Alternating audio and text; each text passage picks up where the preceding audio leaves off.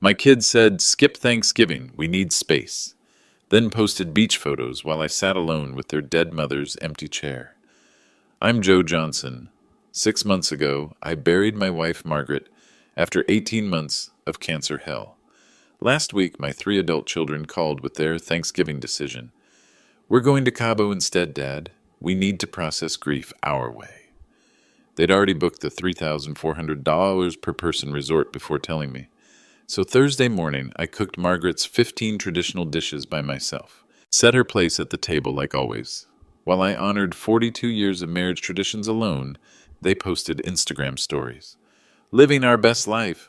Mom would want this," with margaritas and matching blessed and grateful t-shirts. That's when I made the phone call that changed everything. You see, Margaret left me complete control over their $2.6 million inheritance. And she'd written very specific instructions about what to do if our children revealed their true character after her death. If this story sounds familiar, hit that subscribe button.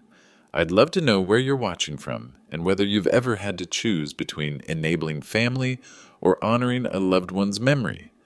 Here's exactly what happened next. Margaret passed away on May 15th, 2024, after an 18-month battle with cancer. I was her caregiver every single day, drove her to chemotherapy twice a week, held her hand through every procedure, watched the strongest woman I'd ever known fade away piece by piece. Our children, Kevin, Rachel, and Matthew, they visited occasionally.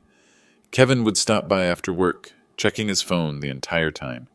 Rachel brought flowers once a month, staying just long enough to take a selfie with Mom. Matthew called from California, always promising to visit next weekend. But Margaret never complained. She'd smile and say, "They're busy building their lives, Joe. That's what we raised them to do." 6 months later, I was still setting her place at the table, still talking to her empty chair, still making her coffee every morning before remembering she wasn't there to drink it. The house felt like a museum. 42 years of marriage displayed on every wall. Her reading glasses still on the nightstand. Her favorite cookbook open to the cranberry walnut stuffing recipe she'd perfected in 1982. I'd been seeing a grief counselor, $120 per session, trying to figure out how to live without my best friend. Dr. Peterson kept telling me that healing takes time, that the first holidays would be the hardest. That's why Thanksgiving mattered so much. I spent 3 days preparing Margaret's entire menu. Her famous cranberry walnut stuffing, maple, bourbon, sweet potatoes that cost me $45 in ingredients alone. Green bean casserole with those crispy onions she always burned slightly because I like the edges crispy. I set the table for 8, just like always. Margaret's chair at the head, where she could see everyone's faces. Her good china that we only used for holidays. The centerpiece she'd made from pine cones and autumn leaves 20 years ago. But 10 days before Thanksgiving, Kevin called. "Dad, we need to talk about Thursday." I could hear the reluctance in his voice, the careful tone he used when delivering bad news to clients at his law firm. "The kids and I have been discussing it," he said. "We think it might be better if we skip Thanksgiving this year." Skip Thanksgiving. Like it was optional. Like 42 years of tradition could just be erased. "We need space to process our grief differently," Rachel added. She was on speaker, of course. They'd planned this conversation, rehearsed their talking points. "Dad, you need to move on," Kevin continued. "Mom wouldn't want this shrine behavior." Shrine behavior.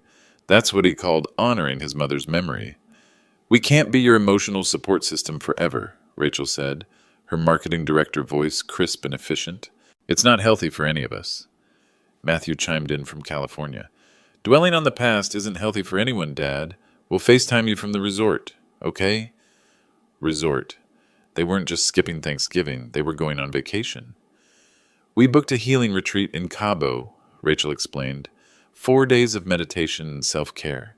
We need to process Mom's death in our own way. 4 days, at $850 per night per person at the Grand Velas Resort. I looked it up later. $3,400 each for their healing retreat. Meanwhile, I was still paying off Margaret's final medical bills, $340,000, in cancer treatments that insurance didn't cover. Money I'd gladly spend again to have one more day with her, but my children needed space. I hung up the phone and stared at Margaret's empty chair. For the first time since her funeral, I cried. Not the quiet tears I'd been shedding for months, but deep, body-shaking sobs. My wife had made me promise something before she died. "Take care of the kids, Joe," she'd whispered during her final week, "but don't let them take advantage." Sitting alone in our kitchen, surrounded by Thanksgiving preparations for a family that wouldn't come, I finally understood what she meant. That night, I couldn't sleep. I kept thinking about Margaret's final wishes. She'd left detailed instructions about everything: where to donate her clothes, the women's shelter downtown, which jewelry pieces should go to which family members, even which flowers to plant in her memorial garden come spring. But she'd been very specific about one thing: the inheritance. "Promise me you'll see how they handle my death," she'd said. "How people treat you when you're grieving tells you everything about their character." Margaret had been a school principal for 30 years. She understood people. She could spot a faker from across a crowded room. Our estate was worth $2.6 million. The house we'd bought in 1985 for $89,000 was now worth $680,000. My pension from the electric company, Margaret's teacher retirement fund, life insurance policies we'd faithfully paid for decades. The children knew about the inheritance, of course. Kevin had asked about estate planning 3 times in the past year. Rachel had casually mentioned updating the will after the funeral. Matthew had even suggested I might want to simplify my finances by transferring assets early. They weren't just my children anymore. They were beneficiaries waiting for their payday. But Margaret's family, her sister Patty and the cousin families, they'd been different. They'd shown up during the cancer battle without being asked, brought casseroles when I was too exhausted to cook, sat in hospital waiting rooms during Margaret's surgeries. The Browns, Margaret's nephew Tom and his family, had driven 4 hours every month just to spend weekends with us. Their kids called Margaret Grandma Maggie and made her hand-drawn cards during chemo. The Davises, Margaret's cousin Sarah and her children, had taken vacation days to help with medical appointments. They'd reorganized our entire kitchen to make it wheelchair accessible when Margaret couldn't climb stairs anymore. These weren't blood relatives to me, but they'd become family through their actions. Meanwhile, my own children had been noticeably absent. Kevin had missed Margaret's final chemotherapy session because of a client dinner. Rachel had skipped the last family birthday party because she was launching a new campaign. Matthew hadn't visited since Christmas 2023. Now they wanted to skip the first Thanksgiving without their mother. The stakes were crystal clear. If I said nothing, if I enabled this behavior, I'd be teaching them that abandoning family during crisis has no consequences. That grief could be scheduled around vacation plans, that 42 years of marriage traditions meant less than 4 days in Cabo. But Margaret had given me another option. 6 months before her death, we'd met with our estate attorney, Robert Mitchell. Margaret had insisted on adding what she called flexibility clauses to our will. "I want Joe to have complete discretion over inheritance distribution," she'd told him. "People's true nature shows up after funerals.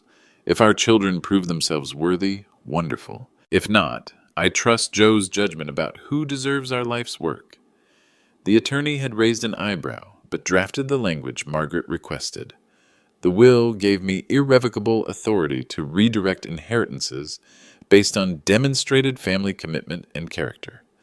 I thought it was unnecessary at the time. These were our children. Of course, they'd take care of their grieving father.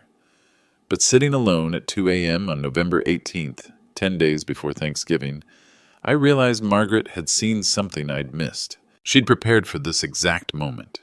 The question wasn't whether I could change the inheritance. The question was whether I had the courage to honor my wife's final wish, to reward character over biology. I pulled out my phone and scrolled through my contacts until I found Robert Mitchell's number. The decision was already made. I just needed to confirm the legal details. The next morning, I called Kevin back. "I've been thinking about what you said," I began, keeping my voice steady, "about needing space."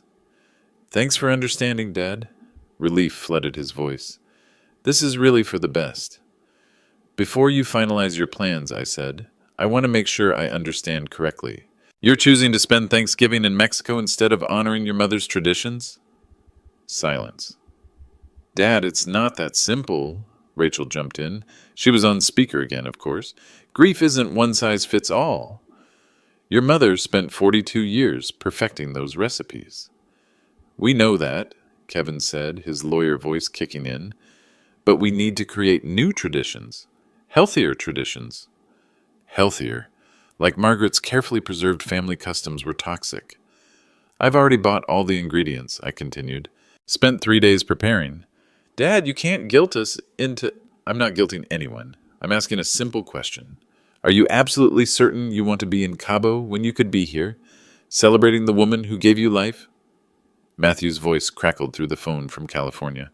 We'll FaceTime you from the resort, okay? You can show us the table. Show them the table, over FaceTime, while they sipped margaritas. The resort is already paid for, Rachel added quickly. Non-refundable. How much? I asked. Another pause. That's not really relevant. How much, Rachel? $3,400 each, she admitted. But it's a healing retreat. We're processing trauma. $3,400 each, while I was still making monthly payments on their mother's cancer treatments. I see, I said quietly. And when did you book this healing retreat? What does that matter? Kevin's voice had shifted, defensive now. Just curious about the timing. November 10th, Matthew said before his siblings could stop him. November 10th, 8 days before they'd called to cancel Thanksgiving. They'd booked their vacation before they'd even told me they weren't coming. The abandonment was premeditated. So you planned to skip Thanksgiving before asking me how I felt about spending the first holiday without your mother alone. Dad, that's not... It's exactly what happened, I said. You made vacation plans, then informed me I'd be eating Thanksgiving dinner by myself. You're being manipulative, Rachel snapped. Her marketing training was showing. When caught in bad PR, go on the offensive. Am I? I think I'm being honest. Something your mother always valued. Don't bring Mom into this, Kevin warned. She's already in it. This is her Thanksgiving menu, her table, her traditions, the ones you're abandoning for a Mexican beach. We have the right to grieve however we want, Matthew said. You absolutely do, and I have the right to know where I stand with my children. What's that supposed to mean? Rachel's voice had gone sharp. It means actions have consequences. Your mother understood that. She spent 30 years teaching children that choices matter. Are you threatening us? Kevin's lawyer instincts were fully engaged now. I'm stating facts. You chose Cabo over your mother's memory.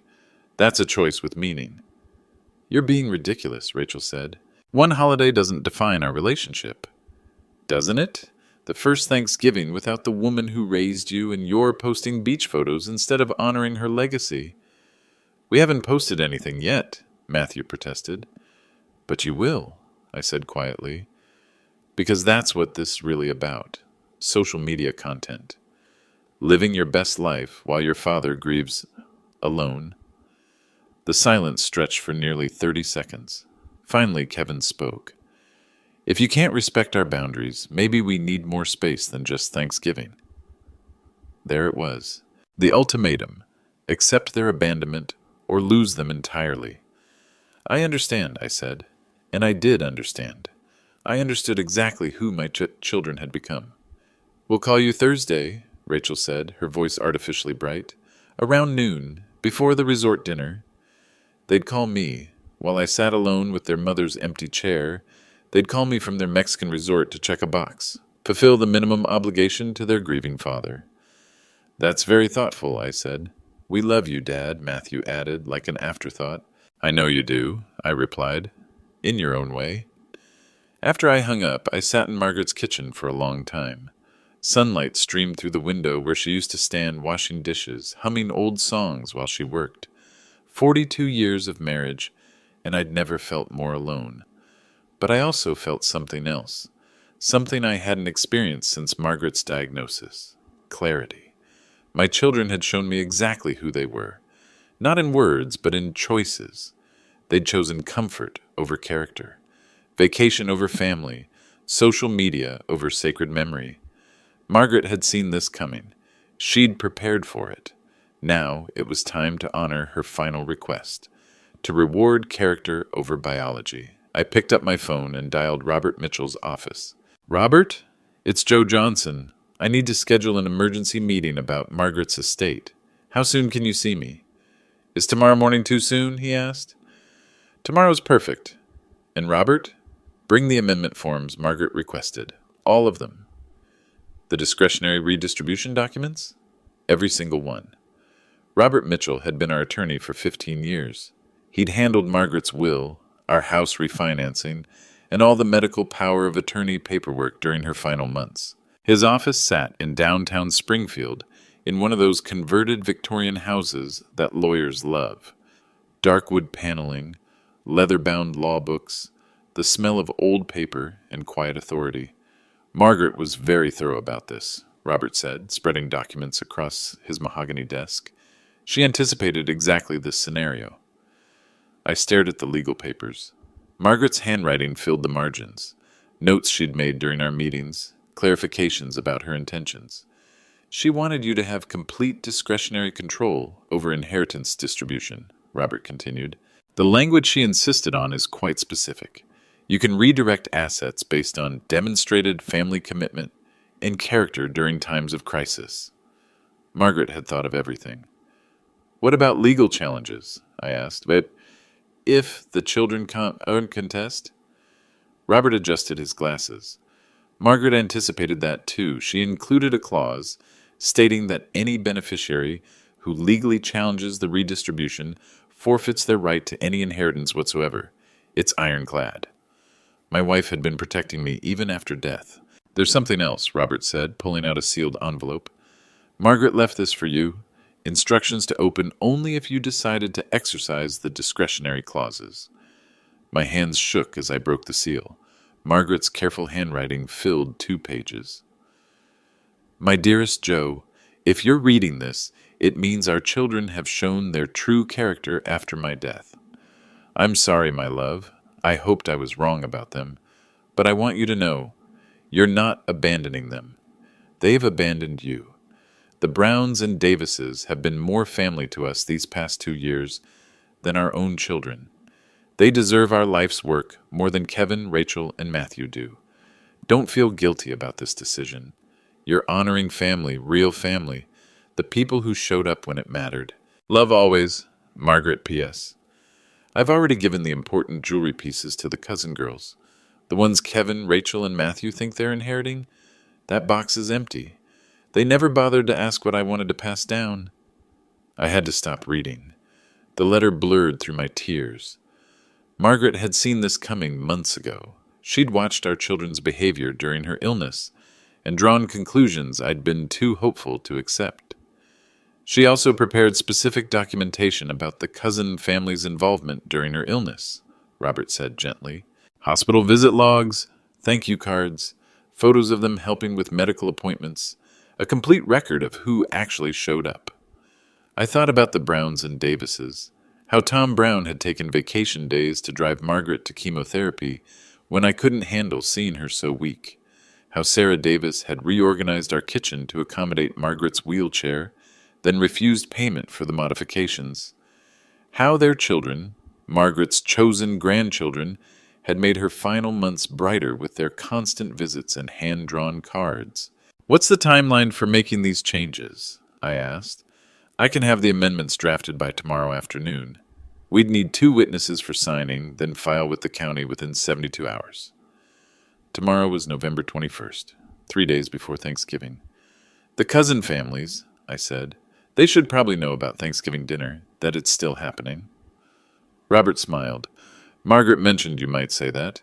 She left their contact information right here. Of course she had. I pulled out my phone and dialed Tom Brown first. Tom, it's Joe Johnson. I know this is short notice, but are you and your family available for Thanksgiving dinner? Of course, Uncle Joe. Tom had called me that since Margaret's funeral. We were hoping you'd invite us. The kids have been asking about Grandma Maggie's stuffing recipe. Uncle Joe. Not because we shared blood, but because I'd earned the title through Margaret's love. And the Davises? Already planned to drive up Wednesday night. Sarah made Grandma Maggie's cornbread recipe. Wanted to surprise you. They'd been planning to come all along, waiting for my invitation, ready to honor Margaret's memory without being asked. Tom, I said carefully, would you mind being present for something important on Friday morning? I'm meeting with my attorney about estate matters. Margaret left some specific instructions. Whatever you need, Uncle Joe. We're family. Family. The word carried weight when Tom said it, meaning earned through actions, not assumed through genetics. After I hung up, Robert gathered the legal documents. One more thing, he said. Margaret set up a small fund specifically for the inheritance announcement. She wanted it done publicly, with witnesses. Something about transparency in family matters. Even the revelation was planned. Margaret had orchestrated every detail, ensuring her final lesson would be witnessed and remembered. She really did think of everything, I murmured. Margaret was a principal for 30 years, Robert replied. She understood that some lessons require public consequences to be truly learned. Thanksgiving morning arrived gray and cold. I woke up at 5 a.m., like I had every Thanksgiving for 42 years. Margaret used to wake up with me, padding around the kitchen in her fuzzy slippers while I started the turkey. This year, I set the timer alone.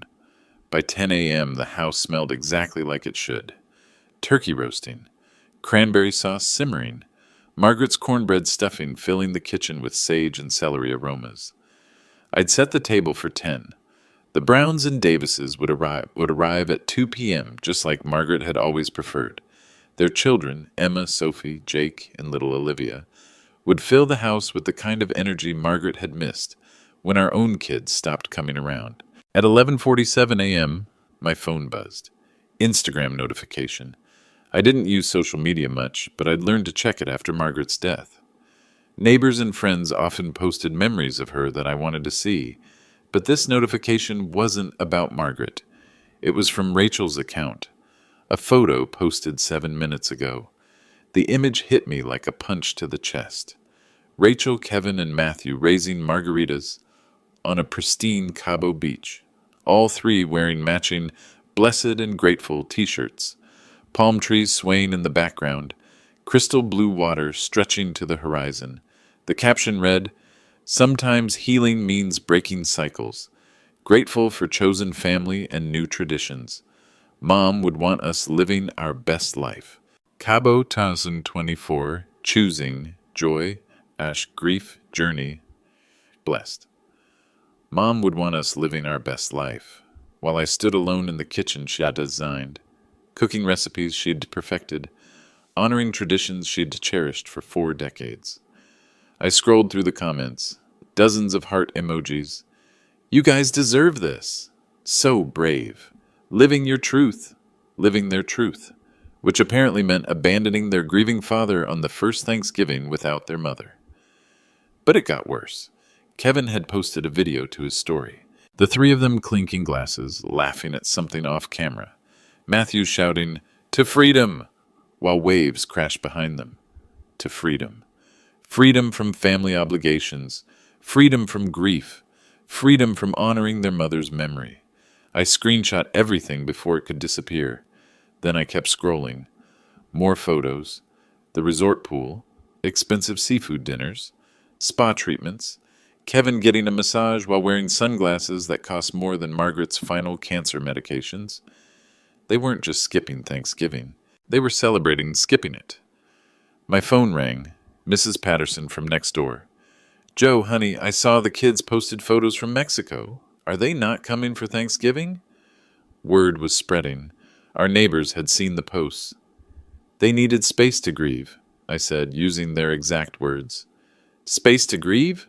Mrs. Patterson's voice sharpened. "They're at a resort bar." "I know. That's disgraceful, Joe. After everything you and Margaret did for those children." I hung up before she could continue, but the phone kept ringing. Margaret's book club friends, church members, neighbors who'd watched our children grow up.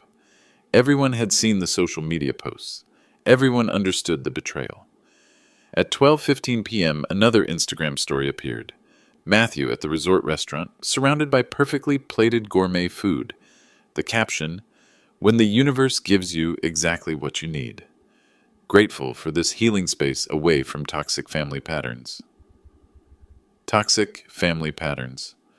42 years of marriage, 18 months of caregiving, 67 years of building a life worth inheriting. Toxic. I called Robert Mitchell. "Robert, it's Joe. I need you to document something. My children just posted social media content that proves Margaret's point about their character." "I'll be right over with my camera," Robert said. "We'll screenshot everything for the legal record." At 1:30 p.m., the Browns arrived early. Tom took one look at my face and knew something was wrong. "Uncle Joe, what happened?" I showed him the Instagram posts. Tom's wife, Linda, gasped. "They posted this today? On Thanksgiving?" "While their father is home alone cooking their mother's recipes," Tom said quietly. His voice carried the same disappointment I felt. "There's more," I said, showing them Matthew's toxic family patterns story. Linda's hand flew to her mouth. "How dare they, after everything Margaret did for them?" The Davises arrived at 2 p.m. sharp, bringing Sarah's cornbread and homemade apple pie. When they saw the social media posts, Sarah Davis actually cried. "Margaret would be heartbroken," she whispered. "Absolutely heartbroken." At 2:47 p.m., while we were saying grace around Margaret's table, my phone buzzed again. Another Instagram post from Rachel. This one showed all 3 children on the beach at sunset, arms raised in celebration. The caption read, "Finally free to process grief our way. Some families support healing. Others try to trap you in the past. Grateful we chose growth over guilt." At boundaries. Self-care / new beginnings. Chosen growth over guilt. They'd turned abandoning their grieving father into a personal development victory. But what they didn't know was that their social media celebration was being witnessed by more than just their friends. At 3:15 p.m., Margaret's sister Patty called. "Joe, the whole family has seen those posts. Everyone's talking about it. How could they be so cruel?" By evening, the screenshots had spread through our entire extended family network. Margaret's cousins, her former teaching colleagues, even parents of her old students who still followed our family on social media. Everyone could see exactly who Kevin, Rachel, and Matthew had become. The irony was perfect. In trying to publicly justify their abandonment, they'd publicly exposed their character. They'd documented their own moral failure for the entire world to see. At 8 p.m., as promised, they called me via FaceTime. "Dad, how was your Thanksgiving?" Rachel's voice was artificially bright, her cheeks flushed from sun and alcohol. Behind her, I could see the resort bar, tropical music playing, other vacationers laughing and drinking. "It was exactly what your mother would have wanted," I said truthfully. "We missed you," Kevin lied, a margarita clearly visible in his hand. "Did you?" I asked. "Because your social media posts suggest you were celebrating your freedom from family obligations." The laughter in the background stopped. All 3 of their faces changed. "You saw those?" Matthew asked nervously. "Everyone saw them, Matthew, the whole family. Margaret's friends, our neighbors. Everyone saw you celebrating while I honored your mother's memory alone." "Dad, those posts weren't about you. They were exactly about me. About abandoning me. About choosing beach parties over family traditions. About calling 42 years of marriage toxic patterns." The phone screen went quiet except for the distant sound of resort music. "We can explain," Rachel started. "No need," I said calmly. "You've explained perfectly. Actions speak louder than words, and social media posts speak loudest of all." I ended the call before they could respond. The documentation was complete. The public record established. Tomorrow, Robert Mitchell and I would make it official. Friday morning, November 29th, Robert Mitchell arrived at my house at 9 a.m. sharp. He carried a leather briefcase and the kind of serious expression that meant business. The Browns and Davises had stayed overnight, filling Margaret's guest rooms with the sounds of family life she'd missed during her final months. Children laughing, adults talking quietly over coffee. the kind of warmth our house had been missing for years. "Is everyone ready?" Robert asked, setting up his documents on Margaret's dining room table. Tom Brown nodded. "The kids are playing outside. They know this is important." Sarah Davis squeezed my hand. "Margaret would be proud of you, Joe." Robert opened his briefcase and pulled out multiple copies of legal documents. "Joe, before we begin, I want to confirm you understand the permanence of these changes." "I understand completely. The original will left your estate, valued at approximately $2.6 million, divided equally among Kevin, Rachel, and Matthew. These amendments transfer the bulk of those assets to the Brown and Davis families, with a substantial donation to the Margaret Johnson Cancer Research Fund." He spread out the new documents. "Tom Brown's family receives $400,000 in joint ownership of this house. Sarah Davis's family receives $400,000 and Margaret's car. The remaining $1.8 million establishes the Cancer Research Fund in Margaret's name." I looked around the table at faces filled with shock and gratitude. "Uncle Joe," Tom whispered, "we can't accept this." "You already have," I said firmly, "by being here, by caring for Margaret during her illness, by showing up when family was needed most." Sarah wiped tears from her eyes. "What about your children?" Robert consulted his notes. "Kevin, Rachel, and Matthew each received $5,000 and one item from Margaret's jewelry collection." "The jewelry box in our bedroom?" I asked. "Yes, the one Margaret prepared specifically for this scenario." Margaret's final surprise. She'd known her children would expect her jewelry, the diamond earrings, pearl necklace, sapphire ring their father had given her for their 25th anniversary, but Margaret had given those pieces to the cousin daughters months before her death. "What's actually in the jewelry box?" Tom asked. Robert smiled grimly. "A handwritten note from Margaret explaining why it's empty. Even in death, my wife was teaching lessons about entitlement versus earned rewards. The legal timing is crucial," Robert continued. "I'm filing these amendments today. The children have 30 days to contest, but Margaret's anti-contest clause means they forfeit everything if they try." My phone rang. Kevin calling. "Answer it," Robert suggested. "Let's see if they've learned anything." I put it on speaker. "Dad, we need to talk." Kevin's voice was strained. "Those social media posts, we didn't mean them the way they sounded."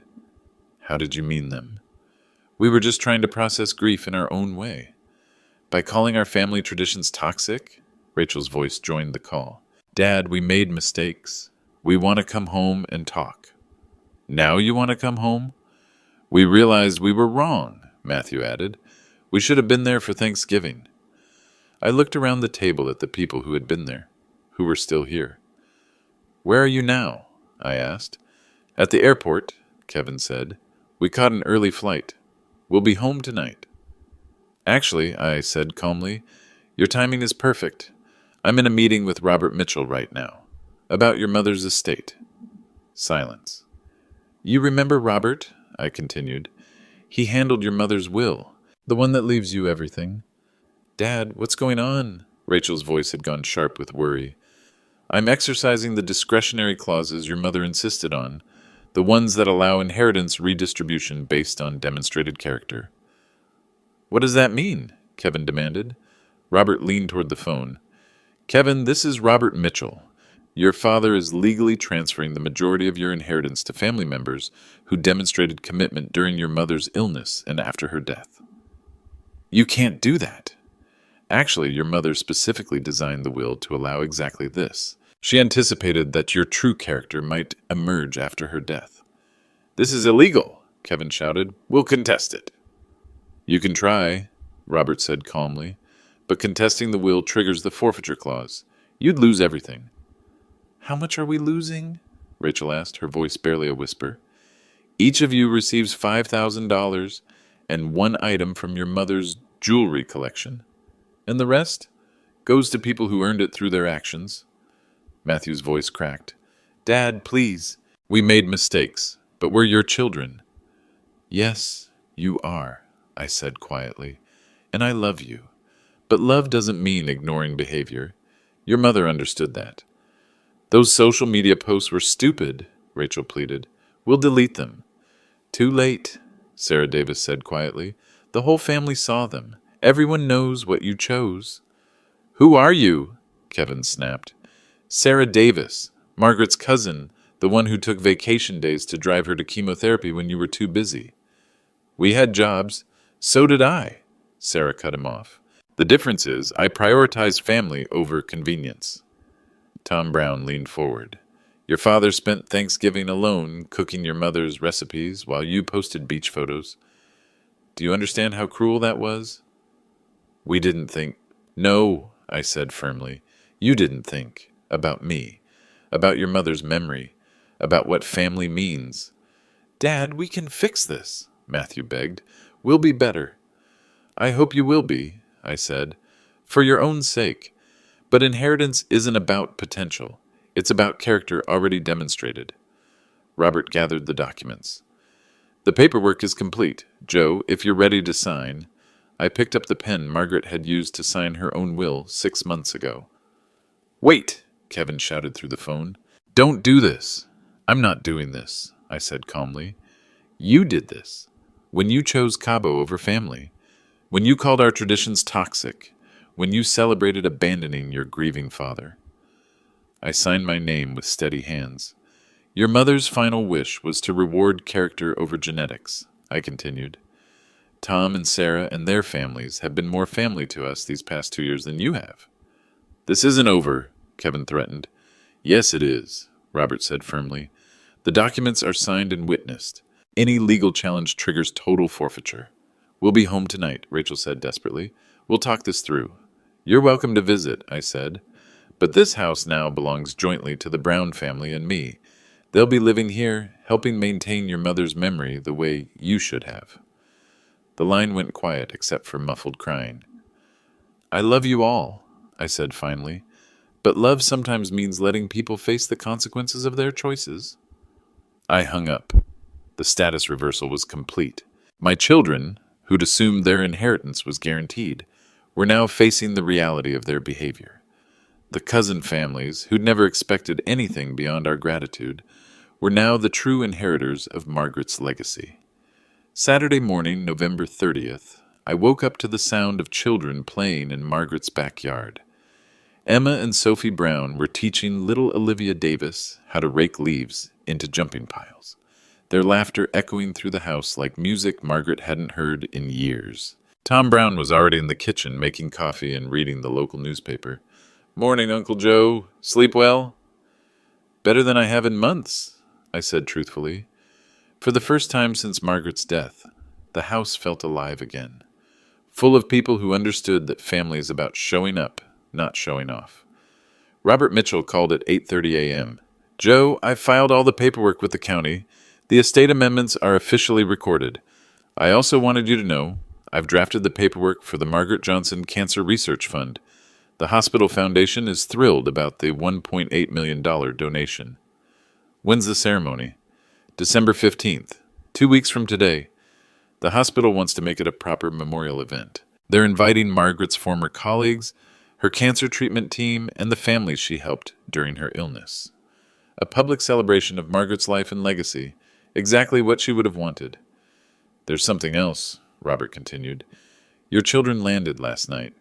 Kevin called my office 3 times. He wants to schedule an emergency meeting. What did you tell him?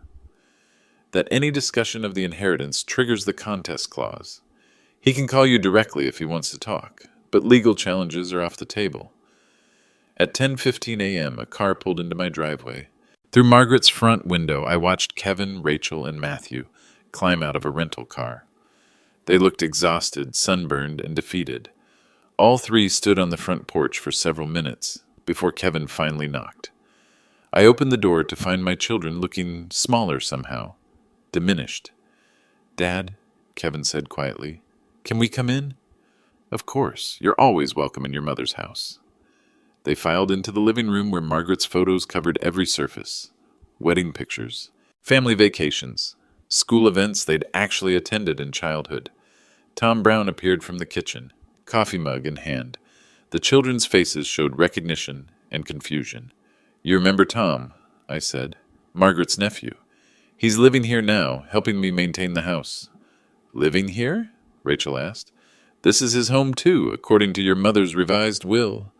Sarah Davis emerged from Margaret's sewing room carrying a photo album. Hello, Kevin. Rachel, Matthew. What are you doing here? Matthew asked. I'm organizing Margaret's photos for the memorial ceremony, Sarah replied calmly. 2 weeks from today. The hospital is honoring her legacy with the Cancer Research Fund. Cancer Research Fund? Rachel's voice cracked. $1.8 million in your mother's name, I explained. Money that will help other families avoid what we went through. Kevin slumped into Margaret's recliner. Dad, we messed up. We know we messed up. Yes, you did. Can we fix it? Rachel asked desperately. I sat across from them on the couch where Margaret and I had spent 42 years of evenings. What do you think fixing it looks like? We'll be better, Matthew said quickly. We'll visit more. We'll honor Mom's traditions. When? I asked. What? When will you be better? Starting when? Next Thanksgiving?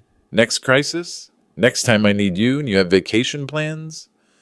They had no answer. Tom Brown set down his coffee mug. Your father spent 18 months watching your mother die. He held her hand through chemotherapy, slept in hospital chairs, learned to cook her favorite foods when she couldn't keep anything down. We visited, Kevin started. Occasionally, Sarah Davis interrupted. When convenient, when it didn't interfere with your schedules. Meanwhile, Tom continued, Sarah and I were here every week. Our kids called her Grandma Maggie. They made her cards during chemo. They brought joy to her final months. We had jobs, Rachel protested weakly. So did we, Sarah replied, but we prioritized family over career advancement. I pulled out my phone and showed them the screenshots of their Cabo posts. This is what you prioritized, beach parties over family grief. Rachel started crying. We were hurting too. I know you were, I said gently, but hurt people can choose to support each other or abandon each other.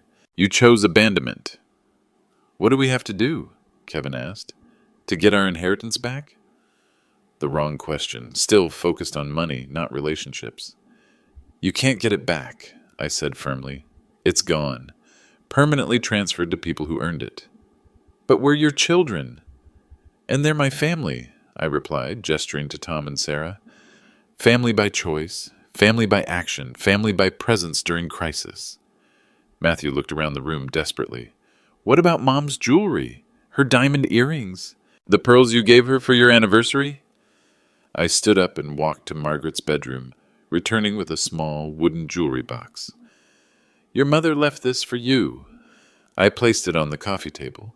Kevin opened it with trembling hands. Empty, except for a folded piece of paper. Kevin unfolded Margaret's final letter to them.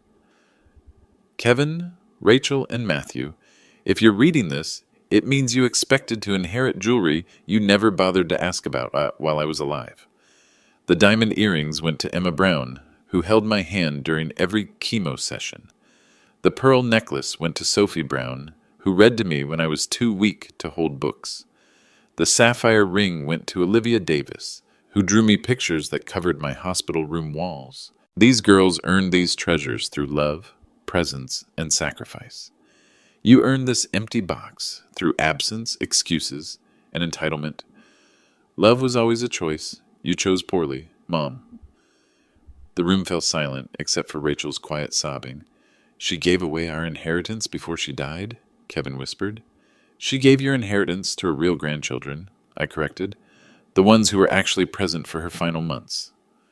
This is so unfair, Matthew said. What's unfair, Tom Brown said quietly, is children who take everything and give nothing back. I stood up. You're welcome to visit any time. You're welcome at family dinners. You're welcome to honor your mother's memory with us. But, Kevin asked, but you're not welcome to expect rewards for behavior you haven't earned. That lesson ends today. They left without another word, carrying only the empty jewelry box and Margaret's final truth. Through the front window, I watched them drive away, probably forever changed by the reality that actions have consequences. For the first time since Margaret's death, I felt truly at peace. The Margaret Johnson Cancer Research Fund Memorial Ceremony took place on December 15th in the hospital's main atrium. Sunlight streamed through tall windows onto a crowd of nearly 200 people. Margaret's teaching colleagues, former students, medical staff, and the families she'd helped during her own cancer journey. Dr. Sarah Thompson, Margaret's oncologist, spoke first. Margaret Johnson faced her diagnosis with grace and used her experience to mentor other patients. This research fund will help us develop better treatments so fewer families endure what the Johnsons faced. When they unveiled the memorial plaque, polished bronze with Margaret's photo and the words, "Dedicated to healing through love and research," I felt her presence like a warm hand on my shoulder. Tom and Sarah's families sat in the front row with me. Emma Brown wore Margaret's diamond earrings, Sophie had the pearl necklace, and little Olivia Davis clutched the sapphire ring like a treasure.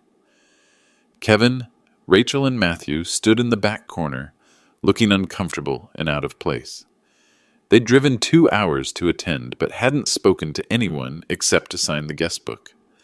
After the ceremony, people approached them with confusion. "I thought you lived in California," Mrs. Henderson from Margaret's book club said to Matthew. "Your father mentioned you moved away years ago." "I didn't know you were still involved with the family," Dr. Peterson, my grief counselor, said to Rachel. "Joe told me his children had chosen distance after Margaret's death." Word had spread through our community about the Thanksgiving abandonment and inheritance changes. Not through gossip, but through natural conversation. When people asked about my children, I told the truth. They'd chosen other priorities. The social consequences were swift and visible. Kevin's law firm partners began asking discreet questions. Corporate lawyers depend on reputation and character references. When senior partners learned that Kevin had posted beach vacation photos while his father grieved alone, their confidence in his judgment wavered. I heard through mutual connections that Kevin Johnson made some poor family decisions recently, one partner mentioned to another within earshot of office staff. Character issues always surface eventually. Kevin's path to partnership, which had seemed guaranteed 6 months earlier, suddenly became uncertain. Rachel faced similar professional fallout. Her marketing agency prided itself on authentic brand representation. When colleagues discovered she'd publicly celebrated abandoning family traditions while calling them toxic, they questioned her understanding of authentic messaging. How can we trust someone to represent family values in campaigns when she can't maintain them in her own life? Her creative director asked privately. A major client, a family-oriented restaurant chain, specifically requested that Rachel be removed from their account after someone shared her Cabo Instagram posts with their management team. Matthew's consequences proved the most severe. His tech startup depended on investor confidence and community connections. When potential investors, several of whom had known Margaret personally, learned about his family abandonment, funding conversations ended abruptly. "We invest in character as much as concepts," one venture capitalist explained to his associates. "Someone who abandons a grieving parent for social media content doesn't have the moral foundation we require." Matthew's startup, which had been valued at $300,000 in November, folded by January when investors withdrew support. The professional damage wasn't malicious. It was inevitable. Character revealed in personal crisis always impacts professional relationships. Meanwhile, the cousin families flourished. Tom Brown used his inheritance portion to expand his plumbing business, hiring 3 additional employees and establishing a scholarship fund for trade school students. "Margaret always believed in practical education," he told the local newspaper. "This honors her memory while helping young people build careers." Sarah Davis invested her inheritance in a nonprofit organization supporting cancer patients' families. "Margaret showed us how to turn pain into purpose," she explained during a television interview. This foundation continues her legacy of caring for others during their darkest moments. Their children thrived in Margaret's house. Emma and Sophie Brown transformed Margaret's garden into a memorial space where neighborhood children could play safely. Olivia Davis learned to cook using Margaret's recipes, keeping family traditions alive in ways my own children had refused. The house filled with laughter, homework sessions, family dinners, and holiday celebrations. Margaret's spirit lived on through people who understood that inheritance isn't automatic. It's earned through love, presence, and sacrifice. By February, a full 3 months after Thanksgiving, the consequences had crystallized into permanent changes. Kevin moved to a smaller law firm in another city, his partnership dreams derailed by reputation damage. He called once to ask if I'd write a character reference letter. I declined, explaining that character references must be earned through demonstrated character. Rachel left her marketing agency and took a corporate communications job with significantly less creative freedom and lower pay. Her personal brand as an authentic lifestyle influencer had been irreparably damaged by her own authentic behavior. Matthew moved back in with his ex-girlfriend, his entrepreneurial ambitions temporarily crushed. He'd learned that investors investigate personal character as thoroughly as business plans. None of them contested the will. They understood that Margaret's anti-contest clause would cost them their remaining $5,000 each, and they needed every dollar for their diminished circumstances. The final consequence came in March, when Margaret's memorial garden officially opened at the hospital. Funded entirely by the Research Foundation, it provided a peaceful space for patients and families to find comfort during treatment. At the dedication ceremony, Dr. Thompson read a letter from a family whose child had been helped by early research funded through Margaret's foundation. Because of Mrs. Johnson's gift, our daughter received experimental treatment that saved her life. Her legacy lives on in every family that doesn't have to say goodbye. Margaret had achieved immortality not through her biological children, but through her moral choices and the people who honored them. The empty jewelry box had taught its final lesson. True inheritance comes through character, not genetics. And character, once lost, takes generations to rebuild. Spring arrived early that year. By April, Margaret's memorial garden at the hospital was blooming with daffodils and tulips, flowers she'd planted in our backyard every autumn for 42 years. The house had transformed into something Margaret would recognize but never expected. A multi-generational family home where children did homework at her kitchen table, where Sunday dinners happened naturally, where holidays were celebrated by people who wanted to be there. Tom Brown's family had moved into the guest wing, while Sarah Davis's family took the converted basement apartment. We'd created an intentional family structure based on mutual support rather than genetic accident.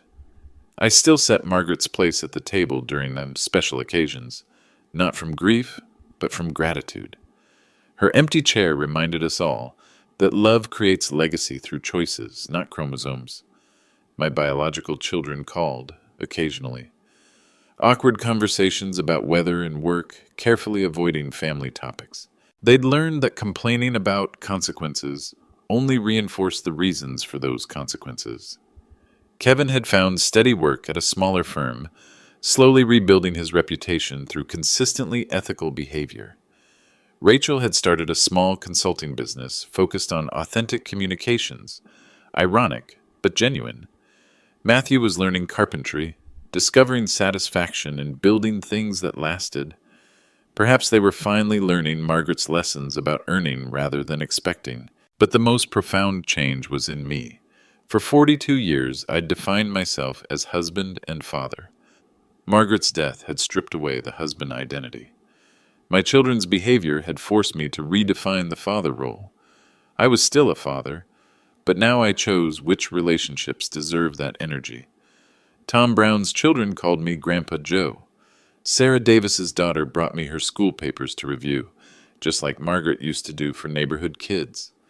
These relationships felt earned and genuine rather than obligated and strained. I'd learned Margaret's final lesson. Family is about presence, not genetics. About choice, not chance.